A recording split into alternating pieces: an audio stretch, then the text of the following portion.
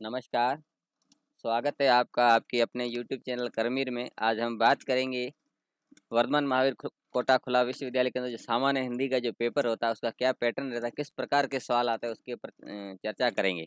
चलिए हम चलते हैं। इसमें जो सिलेबस है, हिंदी का जो भाषा का स्वरूप है और ये व्याकरण है। इस बार व्याकरण पोर्शन बहुत ही ज़्यादा आने वाला है क्योंकि इसमें जो बड़े जो सवाल है वो आने वाले नहीं है। ये निबंध पत्र इसमें हाँ ठीक है, एक एक नंबर का पूछा जा सकता है, लेकिन ये जो संत महात्मा हैं उनके बारे में भी पूछा जा सकता है, उनका जन्म कब हुआ था, उनकी कौन सी भाषा से ली थी, ये कहानियों के बारे में भी एक ऑब्जेक्टिव टाइप सवाल पूछा जा सकता है। तो चलिए हम आगे चलते हैं और महत्वपूर्ण प्रश्नों पर चर्चा करते हैं। तो एक सवाल 2014 में भी आया, बाद में भी कई बार आया कि जो राजभाषा से संबंधित आया हो कि संविधान में हिंदी भाषा को राजभाषा माना आया या किस भाषा को किस रूप में माना गया है और उसकी लिपि कौन सी है। तो हमारी जो ये भाषा है उसको राष्ट्रभाषा नहीं, राष्ट्रभाषा तो हम उसको तवज्जो देते हैं, मानते हैं उस वजह से, लेकिन संविधान में वो राजभाषा के रूप में है और उसकी जो लिपि है वो देवनागरी लिपि है। ये सवाल कई बार आया है कि हमारे संविधान में किसी राजभाषा का दर्जा दिया गया और उसकी लिपि क्या है। तो ये सवाल कई बार आया है। अब ये इसमें आपने सारी चीज़ें पढ़ी होगी। और दूसरा है कि उसका किस अनुच्छेद में ये प्रावधान किया गया है, तो वो कई बार परीक्षाओं में आया है आपके। आप इसे भी हाईलाइट कर दें, ये भी महत्वपूर्ण है। चलिए आगे चलते हैं। उसके बाद हिंदी भाषा का विकास स्वरूप को लेकर भी आपसे कुछ एक नंबर का सवाल ये पूछा जा सकता है। जैसे उत्तर भारत में ये सूरसेन प्रांत की जो भाषा थी वो ये सूरसेनी अपभ्रंश कहलाती थी। और उसके बाद ये भी एक नंबर का सवाल बनता है। और दक्षिण में इसे दक्कनी हिंदी कहलाई, ये इसे हिंदुस्तानी सरहिंदी कोरवी नाम से ये एक एक नंबर का ये सवाल महत्व रखता है। हिंदी हिंदुस्तान की भाषा में हिंदी शब्द हिंदुस्तान के निवासियों के लिए प्रयोग किया गया है। तो वर्तमान में हिंदी का जो अर्थ है वो खड़ी बोली के रूप में लिखा जाने वाली भाषा भारत के अधिकांश नागरिकों द्वारा बोली और समझी जाती है और इसे संविधान में राजभाषा का जो सम्मान है वो प्राप्त है। तो हिंदी शब्द फारसी भाषा का शब्द है जो मूल रूप से फारस के यात्रियों का सबसे पहला परिचय भारत के सिंध प्रांत से हुआ था। सिंध शब्द का उच्चारण फारसी में हिंद होता है और फारसी भाषा में स ध्वनि ह और ध का द बन जाता है। तो यह परिवर्तन इस भाषा की प्रतीक के अनुसार होता है। इस प्रकार फारस के यात्रियों द्वारा नाम हिंद चल पड़ा और भारत का नाम हिंद हो गया। आगे चलते हैं। ये भाषा भारत के जनसाधारण द्वारा प्रयोग की जाने वाली जन भाषा और यह शब्द हिंदी के लिए एक रूढ़ शब्द हो गया। हिंदी है, दक्कनी है, हिंदुस्तानी है। अब इस तरह से ये खड़ी बोली है। अब ये विकास को लेकर के आदिकाल का विकास का समय बताइए या आधुनिक काल का, तो ये इसको भी आप थोड़ा अच्छी तरह से देखें, समझें। अब उसके बारे में भी ये 1000 से 1500 ईस्वी तक का उसमें काल है। उसके बाद में क्या क्या विकास हुआ आपने काफ़ी पढ़ रखा होगा। तो इसमें जो बड़े सवाल आने वाले नहीं है। तो इसमें ये कवि की जो कौन कौन से हुए, तो इस एक नंबर का ये सवाल आपके आ सकता है। चलिए आगे चलते हैं। मध्यकाल जो 1500 से 1800 ईस्वी तक है, इसमें जो इस काल में ब्रज अवधि राजस्थानी खड़ी बोली दक्कनी पंजाब उर्दू का भी विकास हुआ है। और ब्रज भाषा में सूरदास और अवधि की जायसी और राजस्थान की मीरा का जो काव्य भी है वो महत्वपूर्ण साहित्य है। तो ये भी बन जाता है। और भक्ति आंदोलन का जो उद्भव दक्षिण भारत में हुआ उसको उत्तर भारत में लाने वाले रामानुज थे। तो ये भी एक सवाल महत्व रखता है अपने आप में कि भक्ति आंदोलन को उत्तर में लाने का जो श्रेय किनको, जो रामानुज ये उन्हें जाता है। भक्ति आंदोलन से संत सूफी संत वैष्णव कवियों ने अपनी रचनाओं में से इस काल में भरपूर भक्ति काव्य की रचना की। उसमें से ये सूरदास, तुलसी, मीरा, जायसी, कबीर, नानक बहुत प्रमुख रहे हैं। यदि अगर बड़े सवाल होते तो इसकी ये जो सवाल है इनके बारे में व्याख्या या पूछा जा सकता था, लेकिन इस साल ऑब्जेक्टिव टाइप सवाल है। तो अब ऑब्जेक्टिव टाइप की अब ब्रिज भाषा का काल, स्वर्ण काल, ये तो ठीक है। आगे चलते हैं। जो आधुनिक काल है 1800 से आज तक का, इसमें विविधताएं हैं। 19वीं शताब्दी में गद्य भाषा खड़ी बोली का प्रारंभ रूप सामने आया। आगे चलकर खड़ी बोली हिंदी की मुख्य शैली बन गई और इसमें विकास से संबंधित थोड़ा किसी लेखक का पूछा जा सकता है। और एक बात ध्यान रखें, इसमें जो कुछ बुक्स हो सकती है महत्वपूर्ण, वो किसने लिखी उस लेखक से भी आपके पास सवाल आ सकते हैं। अब ये अकबर के जो कवि है राग दरबारी है, उनके द्वारा भी महिमा ये वर्णन है, इसके बारे में भी थोड़ा बहुत पूछा जा सकता है। आचार्य जो रामचंद्र जी शुक्ल है, जो उनके द्वारा भी ये कुछ पुस्तक रचना की गई। उन्होंने व्याकरण के ऊपर भी एक किताब लिखी है, तो ये भी एक सवाल बन जाता है। कॉम्पिटिशन के दृष्टिकोण से, ऑब्जेक्टिव टाइप के दृष्टिकोण से वो महत्वपूर्ण है। चलिए हम आगे चलते हैं। 19वीं शताब्दी में खड़ी बोली का जो विकास है, अब ये सेंट फोर्ट विलियम कॉलेज का सवाल कई बार आया है और उसके बारे में भी पूछा जा सकता है।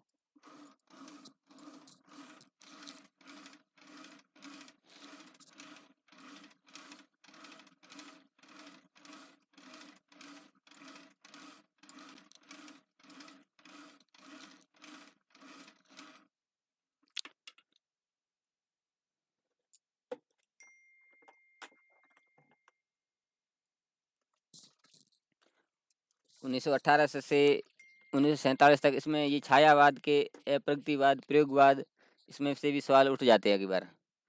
अब ये सब, ये प्रेमचंद की कोई रचना का भी नाम पूछा जा सकता है, या कोई जो प्रसिद्ध लेखक है, कवि है, उसकी रचना के संबंध में पूछा, ये किसकी रचना है या उसमें क्या बताया गया है। जैसे ये प्रयोगवाद का जो आरंभ है हीरानंद सच्चिदानंद वात्स्यायन अज्ञे ने किया था, तो ये भी सवाल पूछा जा सकता है।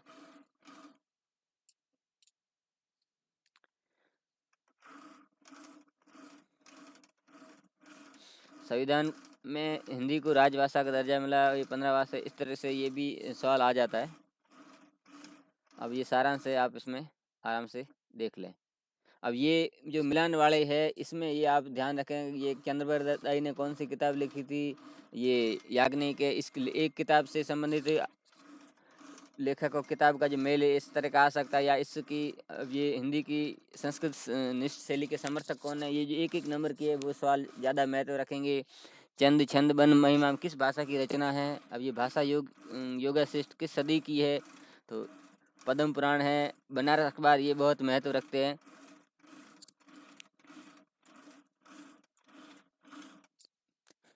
अब ये सवाल जो मैंने यहाँ नोट आउट कर दिया है, फोर्ट विलियम कॉलेज कोलकाता के संस्थापक का क्या नाम है, ये आ सकता है।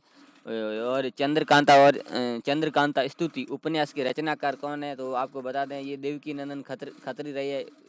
जो जिनके ग्रंथ पढ़ के लोग, जो विदेशी लोग थे, उन्होंने क्या हिंदी भाषा सीखी थी, तो बहुत ही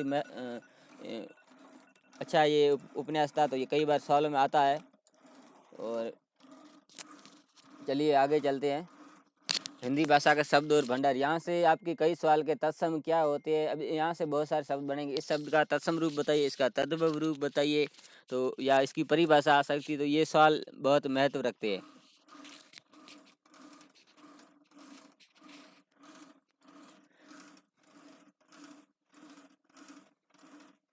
अब ये तत्सम शब्द क्या है, तद्भव शब्द क्या है, इन दोनों को लेकर बहुत सारे कॉम्पिटिशनों में भी सवाल बनते रहते हैं, आपके भी बनेंगे। अब ये तत्सम में यह तत् यानी उसके और सम समान शब्द से बना, इसकी व्युत्पत्ति के आधार पर तत्सम शब्द का शाब्दिक अर्थ है। तो ये एक सवाल बनता है। और ये तो परिभाषा अर्थ को लेकर या अर्थ को लेकर भी एक सवाल बन जाता है। और बाकी जैसे उसका तद्भव क्या है, जैसे बालक का मूल रूप। अब इसमें आगे कुछ बहुत सारे शब्द दे रखे होंगे, तो जैसे चंद्रमा है, उसका क्या होगा, तत्सम रूप, तद्भव रूप, तो ये सवाल कई बार आता है। अब जैसे ये सर्प दे गया, जैसे हिंदी का सांप, उसका तत्सम क्या होगा, या सूर्य दे दे, उसका तद्भव क्या होगा। ये कई बार सवाल परीक्षाओं में, कंपटीशन में आप पढ़ते रहते, ये बहुत ही महत्व रखते हैं, ये सवाल आपके आएंगे। आगे चलते हैं। अब जैसे ये कोई अरबी के ये शब्द है, या इस थोड़ा बहुत पूछा जा सकता है कि ये किस भाषा से लिया गया है, इस तरीके से। अब ये प्रशासनिक शब्द है और ये सेना संबंधी शब्द ये अंग्रेजी के और हिंदी में एज इट ले लिए गए हैं। जैसे कॉफ़ी है, सिगरेट, ये वैसे मूल रूप से अंग्रेजी के, लेकिन हम हिंदी में उसको जैसे हिंदी की भाषा के शब्द वैसे ही यूज़ करते रहते हैं। अब ये जो शाब्दिक अनुवाद है, जैसे रेड टेपिज्म में वाइट पेपर है, ये पार्पर नहीं पेपर है, ये मिसप्रिंट है।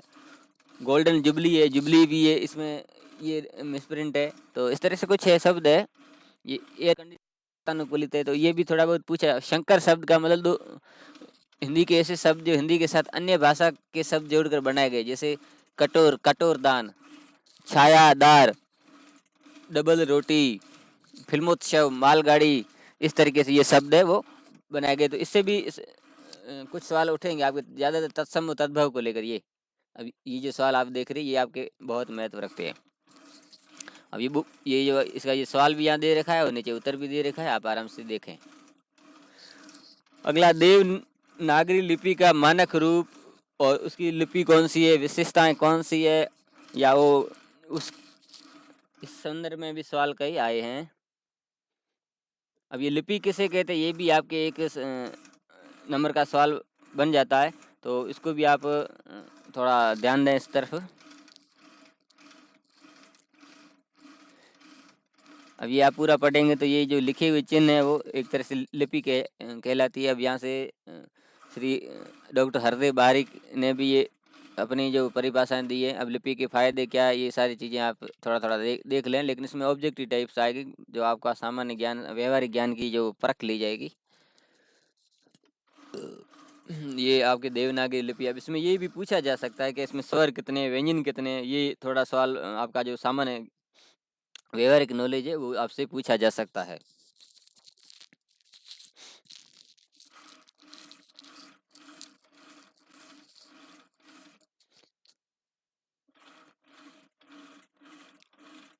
अब ये पीछे जो आप ये सवाल देख रहे हैं ना, ये तो ये काफ़ी महत्व रखते हैं। अब हिंदी भाषा की संवैधानिक स्थिति या राजभाषा हिंदी। अब ये जो सारे जो राजभाषा का जो दर्जा है वो अनुच्छेद 343 से 350 के बीच में, ये सवाल कई बार परीक्षा में आया है, आप इसको एक हाईलाइट रूप में माने।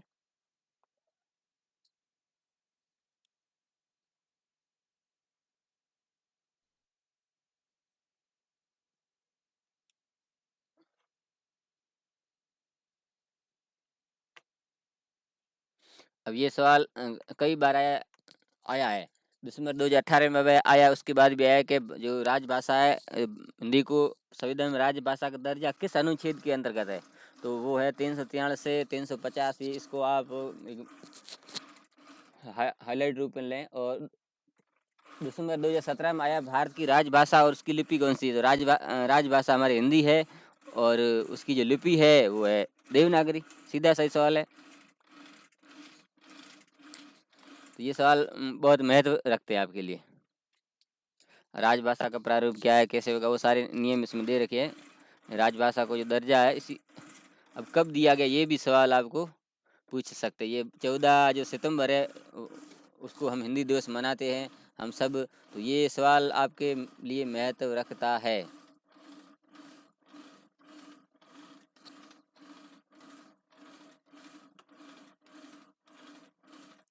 ये यानी हिंदी को जो राजभाषा का दर्जा कब दिया गया, या हिंदी दिवस कब मनाते हैं, ये सवाल आपके लिए बहुत ही महत्वपूर्ण है। अब ये अनुच्छेद 343 में इसमें काफ़ी सारी डिटेल्ड है, तो इतनी डिटेल्ड पूछी नहीं जाएगी, लेकिन एक कुछ तिथि पूछी जा सकती है। तो इसमें ये एक पूरा भी आपसे पूछा जा सकता है, यानी कि 14 सितंबर 1949 को जो हिंदी भाषा को राजभाषा के रूप में दर्जा वो प्राप्त हो गया, मान्यता दे दी गई।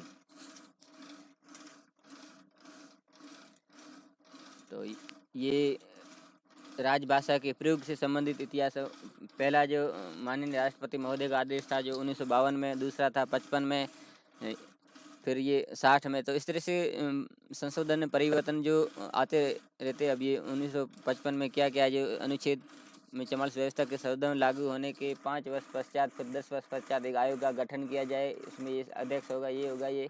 तो इस तरीके से थोड़ा आप इसको देख लें।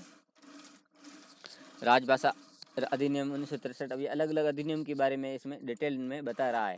तो ये आपने पढ़ा होगा तो कि ये बात कौन से राजभाषा अधिनियम में की गई है। तो इस तरह से सवाल है वो आ जाते हैं।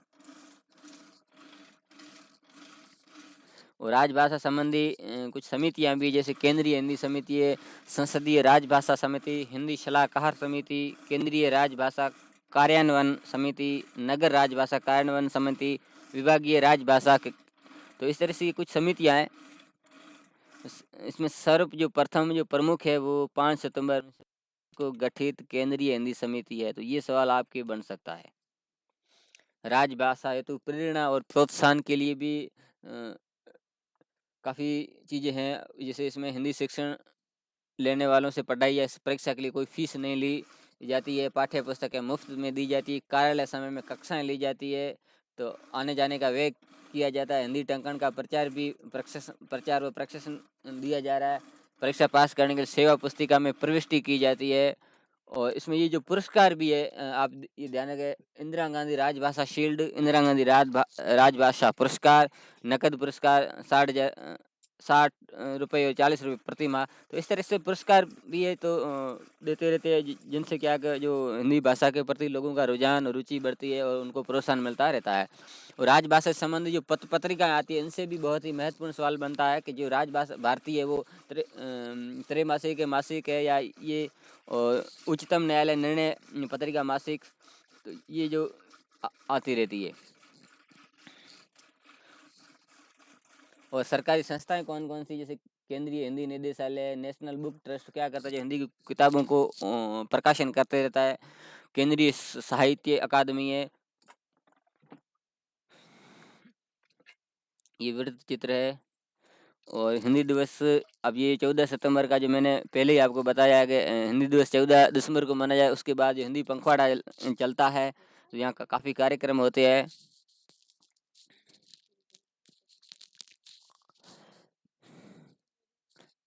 अब ये सवाल कई बार आपके आया हुआ है।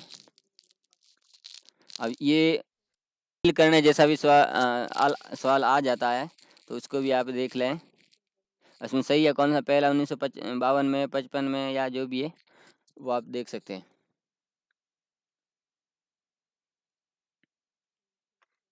भूमंडलीकरण में हिंदी, तो इसको लेकर भी काफ़ी सवाल आ रहे हैं। तो उसमें सबसे पहले जो विश्व हिंदी सम्मेलन है, इसको लेकर सवाल कई बार आया है। और यूएनओ में जो हिंदी है, यानी यूएनओ में सबसे पहला जो भाषण किसने दिया था, तो हमारे पूर्व राष्ट्रपति आदरणीय अटल बिहारी वाजपेयी जी ने दिया था। तो ये भी सवाल कई बार परीक्षा में बनता है और बहुत महत्व रखता है।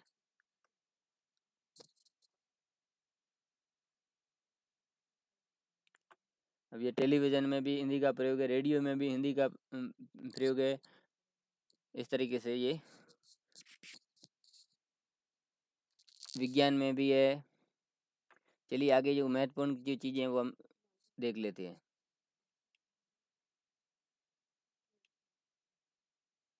फिल्मों में भी जैसे ये मोगैम्बो खुशुआ, मोना भाई एमबीबीएस हिंदी भाषा के चालता हुआ केंद्र को ध्यान आकर्षित करना सामर्थ्यवान शब्द का प्रस्तुत करती है। अब आप देखेंगे जो पुरानी फिल्में देखेंगे, उसमें जो जो कलाकार जो हिंदी भाषा बोलते एकदम शुद्ध बोलते। तो आजकल की जो फिल्मों में जो कलाकार है वो टूटी फूटी या मिश्रित बोलते। तो ये भी फ़र्क है। अब ये सवाल जो महत्व रखते हैं, ये मैंने जो लाल घेरे में ये कि फिजी जो देश है जिसकी राजधानी सुआ है, उसमें हिंदी को फिजी कहते हैं। सूरीनाम में हिंदी को सरनामी कहते हैं। दक्षिणी अफ्रीका में हिंदी को नेताली कहते हैं। उज्बेकिस्तान, तजाकिस्तान में हिंदी को पारिया कहते हैं। तो ये सवाल आपके महत्वपूर्ण रखते हैं। इसमें सबसे ज़्यादा बार सवाल आया है, ये सवाल तो लगभग सभी आए, वो है आपकी दक्षिणी भाषा दक्षिणी अफ्रीका में हिंदी को क्या कहते हैं। तो ये दिसंबर 2015 और जून 2016 में सवाल आया है। चलिए आगे चलते हैं। और विश्व हिंदी सम्मेलन को लेकर सवाल आया है, आता रहेगा। तो इसमें जो यही पूछा जाता है कि सबसे पहला जो है वो कब किया गया था। तो 1975 में नागपुर में जो विश्व हिंदी सम्मेलन है वो मनाया गया था। ये 7 तक के ये, उसके बाद वाले इसमें नहीं है। तो कोई बात नहीं, लेकिन जो परिश्रम की दृष्टि से ये पहला है।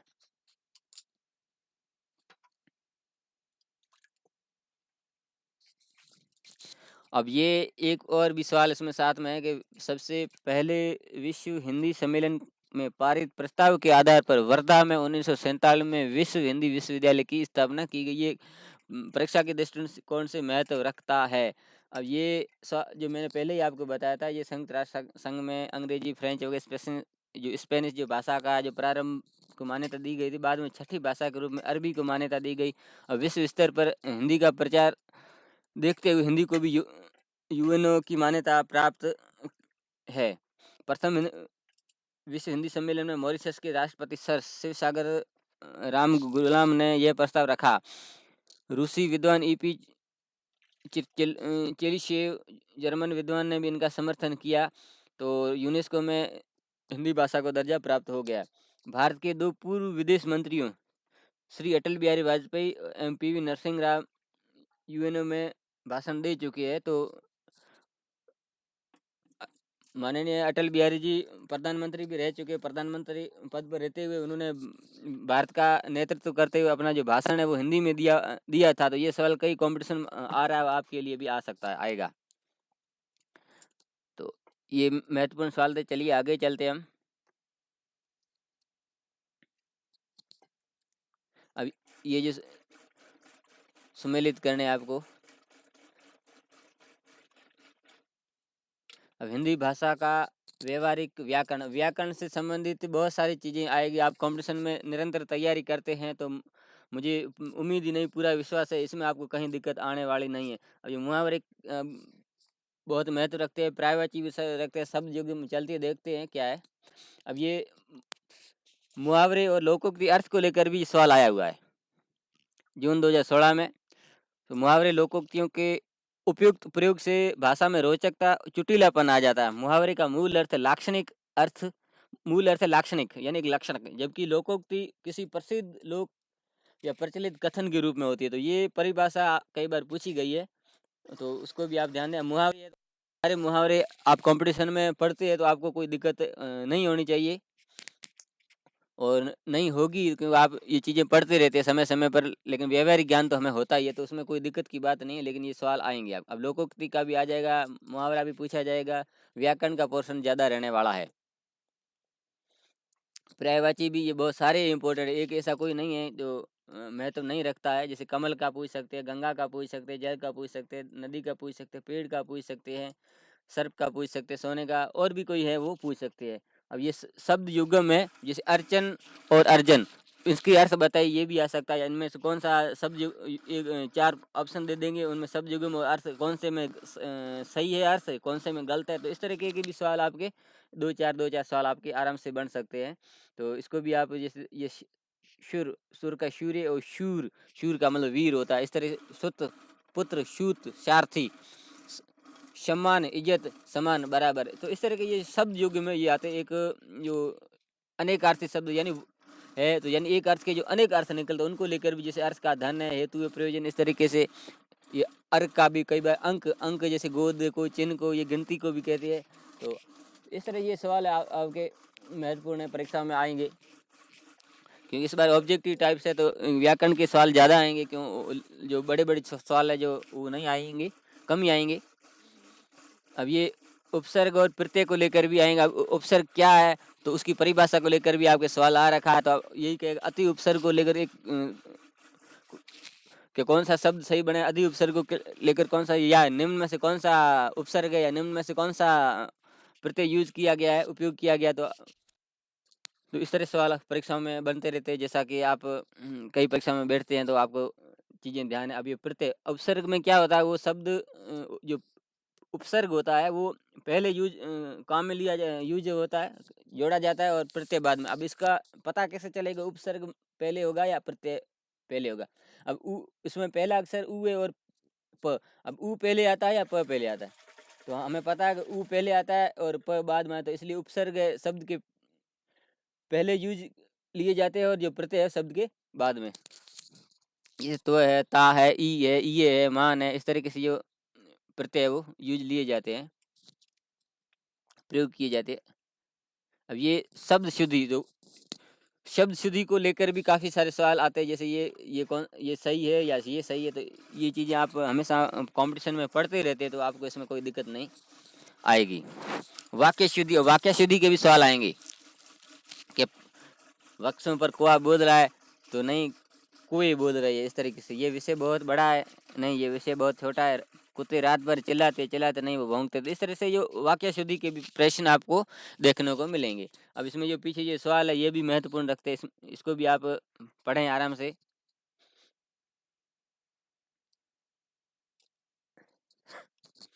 अगला, हिंदी भाषा रचना कौशल संप्रेक्षण पारिभाषिक शब्द, इस देखते हैं क्या है इसमें। अब संक्षेपण की परिभाषा पूछी जा सकती है आपके, किसे कहते हैं या क्या है, तो ऑप्शन ऑब्जेक्टिव टाइप हो सकती है। अब इसमें व्याख्यात्मक या लघु उत्तरात्मक दीर्घ उत्तरात्मक नहीं आएंगे, तो इसमें एक परिभाषा पूछी जा सकती है। अब ये पारिभाषिक शब्द आपके आएंगे कि इसका क्या अर्थ है। पारिभाषिक शब्द जैसे आर्टिकल को अनुच्छेद कहा जाता है, असेंबली को सभा कहा जाता है, और ये ऑटोनॉमी को स्वायत्ता कहा जाता है। एजेंट जैसे वो अभिकर्ता होता है, एडॉप्शन स्वीकार करना, एक्ट अधिनियम होता है। तो इस तरीके ये सवाल है। जैसे बिल होता है उसको विधेयक कहा जाता है। बोनस, जैसे बोनस मिलता है, जैसे कि जो भी सरकारी कर्मचारी वगैरह उनको बोनस मिलता है, उसको हम हिंदी में लाभांश कहते हैं। जैसे बॉन्ड होता है, बॉन्ड पत्र, उसको हिंदी में बंद पत्र कहा जाता है। जैसे ब्रॉडकास्टिंग से होता है, वो उसे प्रसारण कहा जाता है। जिसे हम ऋण लेते हैं उसको डेब्ट कहा जाता है, डेबिट। इस तरीके से सवाल है वो हमेशा आते रहते हैं। एक एडोक होता है, ADOC, उसका हिंदी में जो अर्थ तदर्थ होता है। और एक एलिजिबिलिटी, कोई कंपटीशन में आता है, एलिजिबिलिटी यानी पात्रता, योग्यता। इस तरह के सवाल आपके आते रहते हैं। एलिजिबिलिटी और एलिजिबल। इलेक्शन, जैसे हम चुनाव या निर्वाचन कैसे, इलेक्ट निर्वाचन। अभी इलेक्ट का मतलब इमरजेंसी, आपातकाल। माइग्रेशन और ई माइग्रेशन।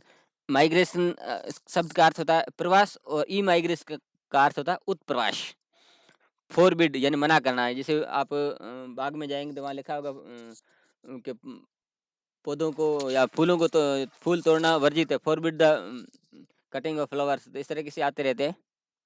ये गजेट का भी कई बार आता है। जैसे वो गजेट पारित हुआ तो उसका जो हिंदी में वो सूचना पत्र है। ऑनरेरियम यानी मानदेय। इनवैलिड का मैंने अमाने। तो इस तरह से कई शब्द है जो हम डेली लाइफ में यूज करते हैं, कोई कॉम्पिटिशन में सुनते रहते हैं, लेकिन उसका हिंदी शब्द पर हम गौर नहीं करते, तो वो भी चीज़ आ सकती है। जैसे इन्फेक्शन आपने सुना होगा। इन्फेक्टियस का मतलब संक्रामक। एक दीवार आपने शब्द सुना होगा, उसका जो अर्थ है वो इंसॉल्वेंसी है। न्यायपालिका को जुडिशरी कहा जाता है। जजमेंट को निर्णय कहा जाता है। ये लॉकअप, इस तरीके से ये लाइवलीहुड, जीविका। माइनॉरिटी, जैसे अल्पसंख्यक होते हैं उसको माइनॉरिटी कहा जाता है। ये भी एक सवाल महत्वपूर्ण आ सकता है। अगला है मेजोरिटी। जैसे ज्ञापन सौंपा जाता है तो उसको मेमोरेंडम कहते हैं। ऑनर स्वामी, मालिक। पेनल्टी, उसको शास्ति बोलते हैं। ये पेनल्टी का भी सवाल आ सकता है। आप पेनल्टी हमेशा बोलते हैं, लेकिन शास्ति आप नहीं बोलते हो। पेंशन, सेवावृत्ति। अब पेंशन आप बहुत सारे कर्मचारी उठाते हैं, लेकिन हम पेंशन नहीं बोलते, लेकिन हिंदी में सेवावृत्ति कहा जाता है। प्रिजनर, जो कैदी होता है या काराबंदी। प्रोहिबिशन यानी जैसे कहने का मतलब मना करना, यानी उसका हिंदी जो शुद्ध रूप है प्रतिषेध। ये रेमुनरेशन यानी पारिश्रमिक। जो अध्यक्ष महोदय होते हैं उन्हें स्पीकर कहा जाता है। और राज्यपाल को गवर्नर कहा जाता है। कर्मचारी को स्टाफ कहा जाता है। अधीनस्थ जो अधिकारी होते हैं उनको सब ऑर्डिनेट ऑफिसर, कर्मचारी को स्टाफ कहा जाता है। सब ऑर्डिनेट स्टाफ। अब स्टाम्प ड्यूटी जो होती है, शुल्क, मुद्रांक शुल्क कहा जाता है। अब ये दंडादेश होता है उसको सेंटेंस कहा जाता है। एक वाक्य भी होता है, लेकिन दूसरा इसका अर्थ दंडादेश भी होता है। एक जो टोल टैक्स होता है, आप कई बार यूज करते हो शब्द को, उसका अर्थ पथकर होता है। यूनिटी, एकता। वोलेशन, अतिक्रमण। अतिक्रमण आप बहुत सुनते रहते हो। उसका शुद्ध हिंदी वोलेशन वोल्यूशन होता है। विल, जैसे कई बार शब्द आता है विल पावर, उसका अर्थ होता है इच्छा पत्र वसीयत, यानी कि वसीयत जो बनाते हैं उसका उसको विल कहते हैं। तो इस तरह से कई जो पारिभाषिक शब्दावली है उनका जो कंपटीशन में आते रहते हैं।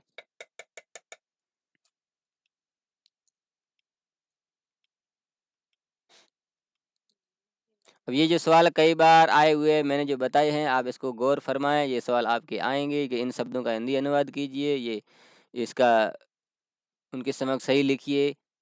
तो ये सवाल आप, ये बोनस है, लाभांश है, बॉन्ड बॉन्ड का बंद पत्र है, लेजिस्लेचर विधायी का एडजस्टमेंट, इस तक सवाल आपके महत्व रखते हैं।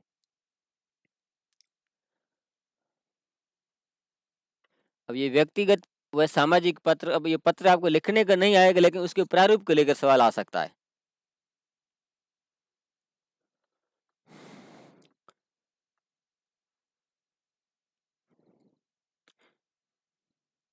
पत्र लेखन का महत्व है, उसको जनरल, जैसे ये व्यक्तिगत पत्र है, सामान्य पत्र है, उस व्यक्तिगत वजह से किसको लिखा जाता है, ये इस तरह के सवाल ही आप आते रहते हैं।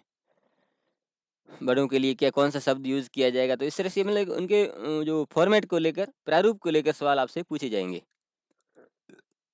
बड़ों के लिए सादर प्रणाम लिखना, बराबर नमस्कार लिखना, छोटों के लिए शिपाशिश, तो इस तरह से शब्दों का जो प्रयोग किया जाता है वो आपसे पूछा जा सकता है। अब ये हो सकता है कि आपको ये फॉर्मेट थोड़ा दे के इसमें सही है नहीं है, कौन सा सही है, इस तरह से भी सवाल पूछा जा सकता है। जैसे कोई एड्रेस है, कोई अब ये एड्रेस है, जो सबसे ऊपर एड्रेस लिखा जाएगा, और ये फॉर्मेट है, और इस तरह ये फॉर्मेट, ये मतलब राइट साइड आपको सबसे ऊपर जो दाईं तरफ सबसे ऊपर जो एड्रेस है वो लिखा जाएगा, उसके बाद दिनांक, उसके बाद प्रिय वगैरह वो, और फिर ये नमस्कार में कुशल हूँ, इस तरीके से आपका जो मित्र वगैरह वो, इस तरह ये फॉर्मेट, ये है फॉर्मेट को लेकर आपके सवाल आएंगे। अब आवेदन पत्र किस तरह रखना है, और तो इसमें पत्र लेखन तो आपके लिखने के लिए नहीं आएगा, लेकिन फॉर्मेट को लेकर, प्रारूप को लेकर आपसे सवाल पूछे जाएंगे। अब ये पत्र लिखते थे, उसमें जो ये राइट साइड जो ऊपर लिखा जाता था, मतलब दाईं तरफ, अब इसमें जो एप्लीकेशन, जो आवेदन, जो अर्जी लिखते हैं उसमें इसके इस तरफ आपके ये लिखा जाएगा, उसके महोदय लिखना, विषय लिखना, उपरोक्त विषयांकन इसमें ये प्रकाशित है, इस तरीके से। फिर अब ये चीज़ आप देख लें, ये तो आप एप्लीकेशन वगैरह यूज़ करते तो आपको इसमें कोई ज़्यादा दिक्कत वाली बात नहीं है, लेकिन फिर भी देखना जरूरी है। अब ये विषय इसमें इधर थोड़ा लिखा गया, कई बार ये सेवा में ये सीधा इस तरह आता है, ये इस तरीके से, और ये आज भी हम ऑफिस में ये जो फॉर्मेट, अब ये विषय इसने थोड़ा इधर दे दिया है, लेकिन ये होता है यही है। और भवदी इधर ही लिखा जाता है, इस साइड ही। बधाई पत्र है, अपने मित्र को है, या किसी को कोई उपलब्धि हासिल हुई तो उसको देखना, ये शौक पत्र का इस तरीके से। तो ये आप हमेशा देखते रहते, तो इसमें ज़्यादा दिक्कत वाली बात नहीं है, लेकिन उसमें पूरा लिखने को नहीं कहा जाए, लेकिन प्रारूप को लेकर आपके सवाल पूछे। अब सरकारी पत्र है, सरकारी पत्र में से गजेट क्या होता है, और ये अधिसूचना क्या होती है, परिपत्र क्या होता है, इस चीज़ को लेकर सवाल आ सकता है आपके। हम देखते हैं क्या आगे इसमें। ये पत्र पावती, टिप्पणी, नोट्स टिप्पणी के लिए किया जाता है, ज्ञापन। अब ये सरकारी, अब इसमें एक एक चीज़ हम देखेंगे। पत्र शीर्षक, ये लिखने वाले का नाम, छाप, फिर क्रमांक होते हैं, और प्रेषक, प्रेषित तिथि। अब इसमें एक फॉर्मेट होगा, उसमें आपको अच्छी तरह समझाऊंगा। अब ये सबसे पहले क्या आएगा, उस विभाग का नाम आएगा सबसे पहले, और कोई भी, उसके बाद इधर से क्रमांक, उसके जो भी विभाग के क्रमांक आते हैं, और उसके इधर दिनांक आ जाएगी। ये जो विभाग का नाम है काफ़ी बड़ा होता है, यानी यहाँ से लेकर यहाँ तक होता है। उसके बाद प्रेषक, प्रेषक का नाम, यानी जो भेज रहा है उसका नाम। और मैं आपको एक प्रारूप बता देता हूँ किस तरह होता है।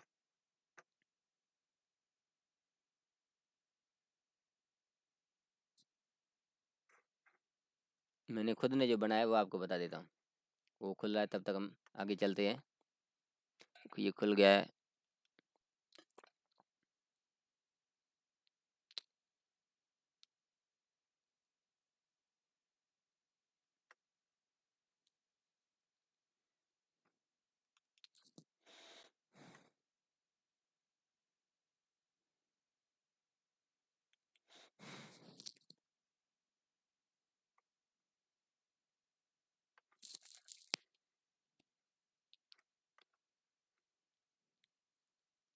ये खुलता है, तब तक आगे हम इसमें देख लेते हैं। ये प्रतिलिपि वगैरह दी जाती है, तो वो मैं सारा प्रारूप आपको बता दूंगा। ये ज्ञापन होता है, जो ऑफिस ऑर्डर होता है, ये अर्ध सरकारी पत्र किस। अब ये अर्ध सरकारी पत्र एक ही सरकारी पत्र होता है, किंतु ये सरकारी पत्रों की पूर्णतः औपचारिक भरे हुए कुछ पत्र इस तरह से अर्ध नियम यहाँ विषय वस्तु या परिस्थिति सरकारी पत्र, ये राजभाषा विभाग, ये इस तरीके से ये लोकनायक, ये ज्ञापन के विषय और उसके बारे में जो भी लैंग्वेज है, ये इस तरीके से आप ये आपने काफ़ी देखा होगा इसमें।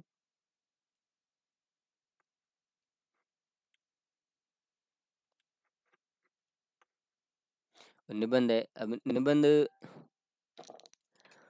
के बारे में भी ये साहित्य एक नई विधा है जिसकी शुरुआत उन्होंने की थी, तो यहाँ से ये आपसे पूछा जा सकता है।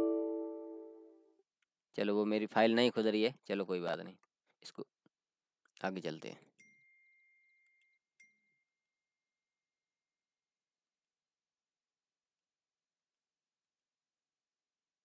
ये निबंध का जो प्रारूप है, इस पर ये सवाल आते थे। इस बार इस तरह जो बड़े सवाल वो नहीं आएंगे, लेकिन ये परिभाषा पूछी जाएगी। हाँ, यहाँ से भी सवाल ये जो संत महात्मा है उनका, उनकी शैली को लेकर, उनके जन्म वर्ष को लेकर और उनकी जो क्षेत्र को लेकर आपसे सवाल पूछे जाएंगे।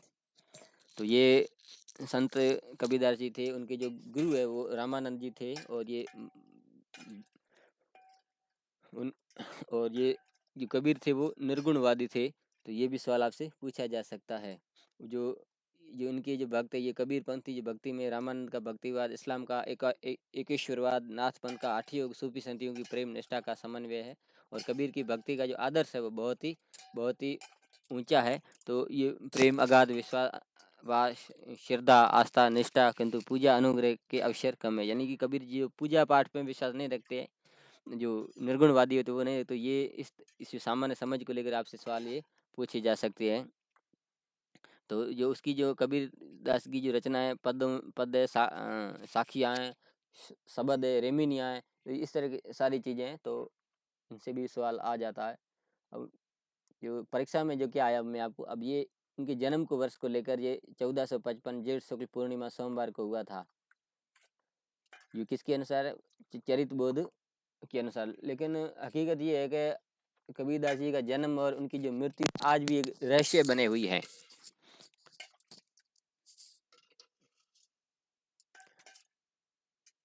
अब जो कुल हो जाते हैं उनकी जो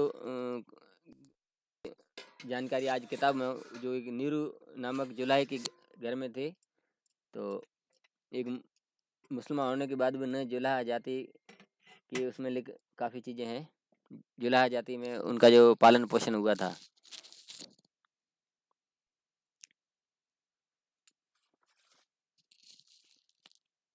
अब रचनाओं को लेकर भी एक छोटा मोटा, जैसे बीजक के नाम से है, शबद है, रेमिनिया है, वहाँ से सवाल आपके आ जाते हैं। अब ये जो बड़ी बड़ी रेमिनिया सरलार्थ को लेकर नहीं आएगा, दार्शनिक विचार को लेकर किस तरह से दार्शनिक है, उनके ब्रह्म क्या है, उन्होंने निर्गुण राम को ही माना, सगुण को नहीं माना है।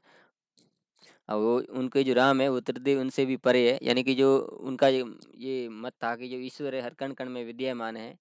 तो उन्होंने ये भी कहा कि पत्थर पूजे हरि मिले तो मैं पूजूं पहाड़। तो उन्होंने भी कहा है कि ना काऊ से दोस्ती ना काऊ से बैर। तो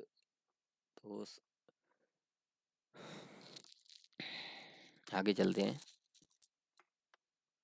और उनकी जो भक्ति भावना है उसमें एक झलकती है।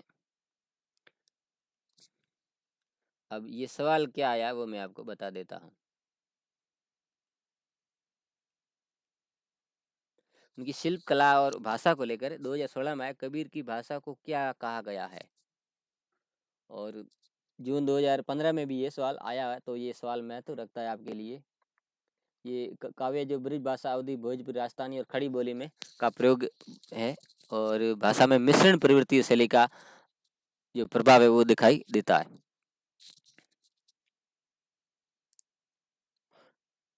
एक ये सवाल आपके लिए, मैं शैली के को लेकर भी सवाल 8 सर, ये उनकी जो भाषा थी सदोकड़ी भाषा थी, इसमें भाषा में अलंकार रूपक ये सरल सुबोधक थी। प्रतीक योजना है, अलंकार योजना है। तो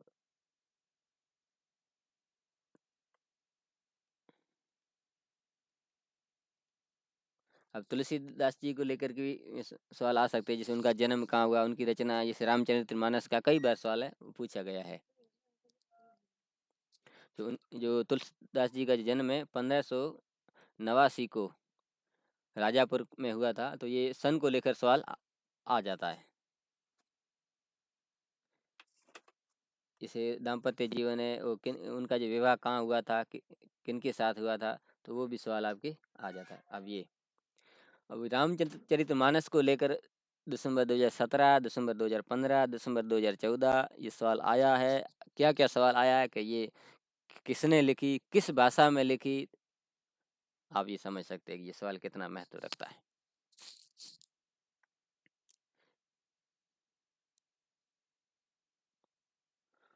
अब ये विनय पत्रिका का भी है, विनय पत्रिका किसने लिखी, तो ये तुलसीदास जी ने लिखी है। तो विनय पत्रिका का कई बार आया है। रामचंद्र चरितमानस का कई बार आया है। तो जो कवितावली है, गीतावली है, जैसी इनकी रचना है तुलसीदास जी की, तो ये भी पूछे जा सकते हैं, महत्वपूर्ण है।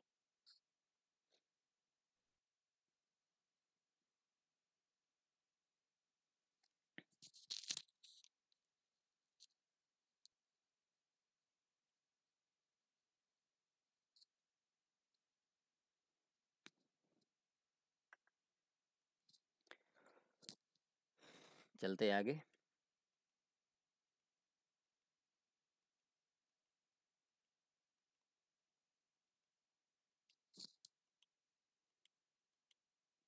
मीराबाई के भी काफ़ी सवाल कंपटीशन में आते रहते हैं और हमारे भी आएंगे।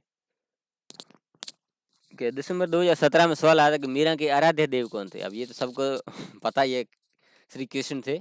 उन्होंने जो भक्ति की, मीरा जी ने कृष्ण की भक्ति की थी, भगवान श्री कृष्ण की। तो और उनका जन्म कहाँ हुआ था, शादी कहाँ हुई थी, और उन्होंने अंतिम जो समय कहाँ बिताया था, ये भी सवाल आपको आ जाए। और दूसरा महत्वपूर्ण ये सवाल है, भक्ति तपोवन की शंकुतला और राजस्थान के मरुस्थल की मंदाकिनी कहा जाता है, ये सवाल महत्व रखेंगे आपके लिए। अब ये आप देख सकते हैं यहाँ, मीरा जोधपुर के संस्थापक राव जोधा के पुत्र राव छा की चतुर्थ पुत्र रतन सिंह की पुत्री थी, रतन सिंह जी की पुत्री थी। और चित्तौड़गढ़ में वो जो भोजराज जी के साथ इनकी विवाह हुआ था, ये सवाल आपके आ जाता है। उनका जन्म है कुर्की गांव में हुआ था, तो ये भी महत्व रखता है। वो जो उनके उनका पालन पोषण पितामह छा के द्वारा हुआ था, जो परम वैष्णव भक्त थे। तो उस कारण भी उस भक्ति का जो प्रभाव है मीरा जी के ऊपर हुआ था। जो उनका जो विवाह है महाराणा सांगा के ज्येष्ठ पुत्र भोजराज के साथ हुआ था, जिनका जो देहांत है पिता के जीवन काल में ही हो गया था। पति की मृत्यु के बाद मीरा ने अपना जीवन कृष्ण भक्ति में लगाया। तो ये सवाल ऊपर भी मैंने आपको बताया है। तो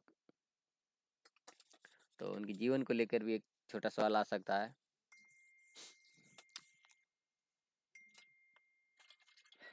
और दूसरा, ये मीरा के जो गुरु है वो रविदास माने जाते हैं। तो ये भी सवाल कई परीक्षा में आया हुआ है। और मीरा के रचना है वो भी है, जैसे गोविंद टीका, नरसिंह जीरो मायरो है, राग गोविंद है, राग सोरठ है। तो ये सवाल आपके आते रहते हैं। अब ये बड़े बड़े सवाल हम नहीं देखेंगे भी, क्योंकि और उनका भाव पक्ष कैसा है, माधुर्य है, इस तरीके से सवाल आ जाते हैं। मीरा के पद राजस्थानी, ब्रज, गुजराती भाषा में प्रचलित है।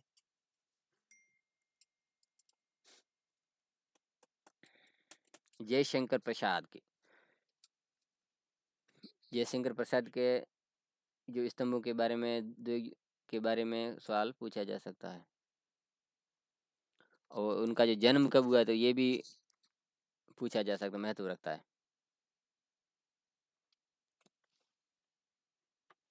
उनकी रचनाएं कौन कौन सी रचनाओं को लेकर, जैसे इंदु नामक पत्र पत्रिका का जो प्रारंभ किया गया, ये भी पूछा जा सकता है। और उनके काव्य कौन कौन से, नाटक कौन से, इनको लेकर आपके सवाल आ सकता है। ये महत्वपूर्ण है, कोई भी आ सकता है कि ये उनकी कौन सी, या ये नाम दे देंगे ये किन की रचना है, इस तरीके से आ जाता है।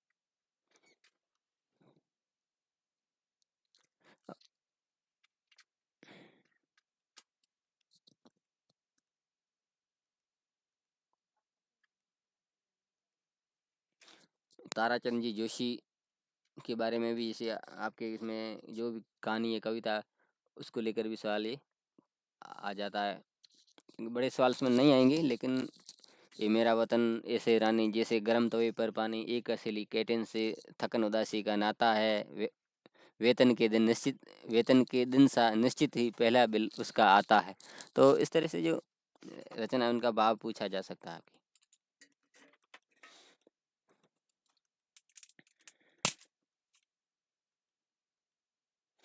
अब कहानी आकाशदीप जैसा, कहानी के प्रमुख पात्र कौन कौन से है, तो उस पात्रों को लेकर सवाल आया हुआ है। तो इसके आप पात्र एक बार देख लें कौन कौन से है, और उन्होंने उनके जो चारित्रिक जो वर्णन को लेकर एक छोटा सा सवाल आ सकता है।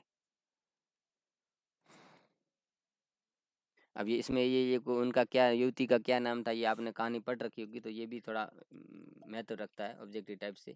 शची वीरता, अध्यापक पूर्ण सिंह का भी ये सवाल महत्व रखता है, इसके पात्र के बारे में, या वो पूछ सके आज।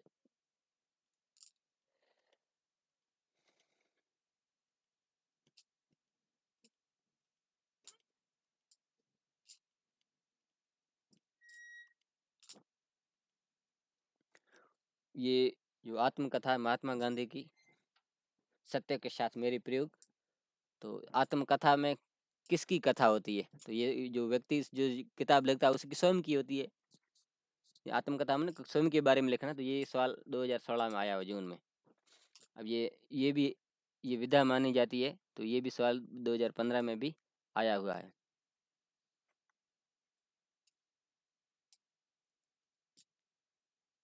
एक होता है जीवनी, एक होता है आत्मकथा। जीवनी जो दूसरा व्यक्ति लिखता है, और आत्मकथा जो जिसकी होती है वो व्यक्ति खुद लिखता है।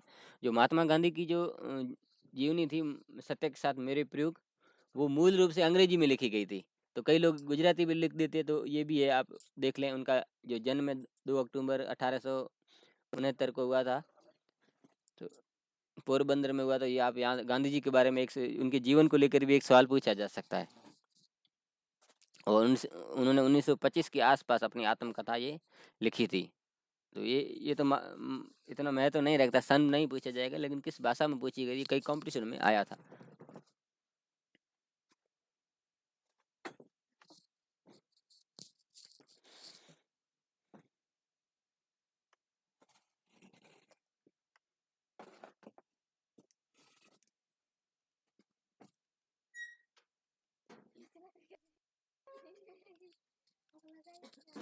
संस्मरण को लेकर सवाल कही आए है कि ये संस्मरण जो विद्या है, गद्य या पद्य।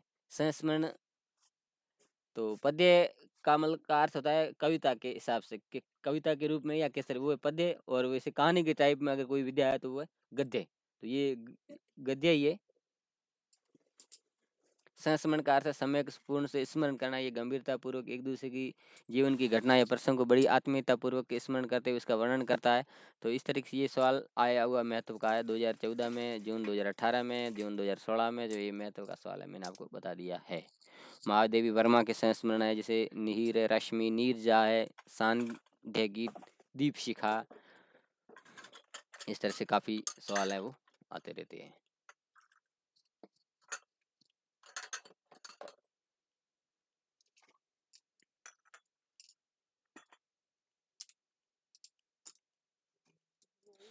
तो धन्यवाद। इस तरह से हमने ये चर्चा की।